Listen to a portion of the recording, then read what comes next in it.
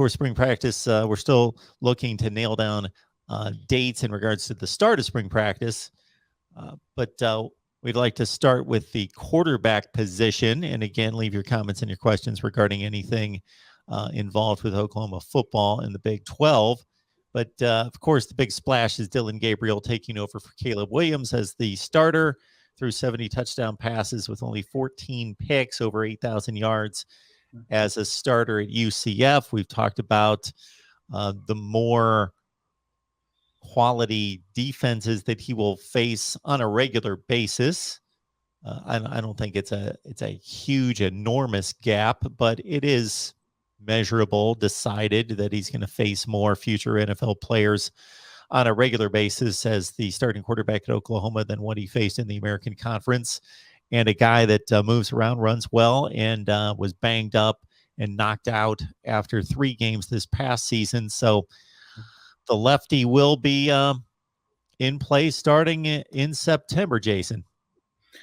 Yeah, I think it's very interesting. One of the things that Riley did over his regime, he was very hesitant to name starting quarterbacks early on, specifically in spring when we knew obviously the guy was Baker. We knew obviously the guy was Kyler Murray. We knew obviously the guy was Jalen Hurts. He kind of played that out. It's a different story.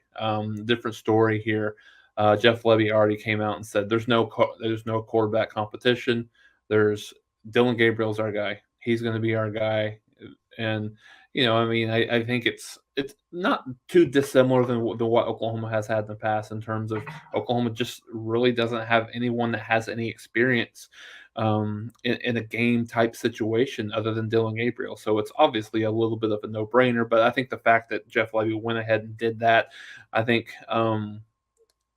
it made some waves with Oklahoma people just from the aspect that it's not ever been done before. So, but I think when you come into this season, Mark, you look at the quarterback room and you lose a couple of kids like a Spencer Rattler, like a Caleb Williams, and I think you automatically look at that and like, okay, you're going to have a big downward trajectory. And so obviously that's not necessarily the case when you bring in someone with the experience and with the numbers that you'd mentioned: 70 touchdowns, 14 interceptions, over 8,000 yards passing in his career, like Dillon Gabriel had. I think coming in, he's a guy that probably doesn't move as well as Caleb Williams, but probably moves better than Spencer Rattler in the pocket. Has a really, really good deep ball. I think that's something that Oklahoma fans and people that watch this team are going to see. That's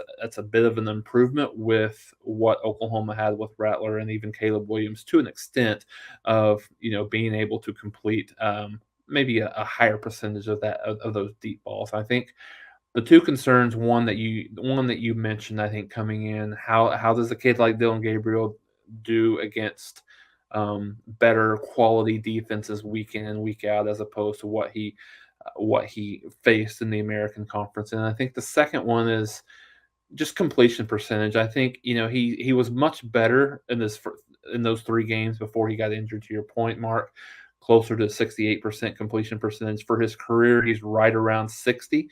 I think most people would like that to be probably in the mid 60s, somewhere around there for Oklahoma's offense. So I think that would be the only concern coming in, looking at Gabriel. But no, he's going to be the guy. I think what gives him an advantage, Mark, we've talked about this on several occasions, but the fact that he knows the offense really well, playing under Levy's system at UCF, and then bringing that to Oklahoma, being able to come in the spring and help with that implementation of that offense will be really encouraging for just for the trajectory of how good this offense could be.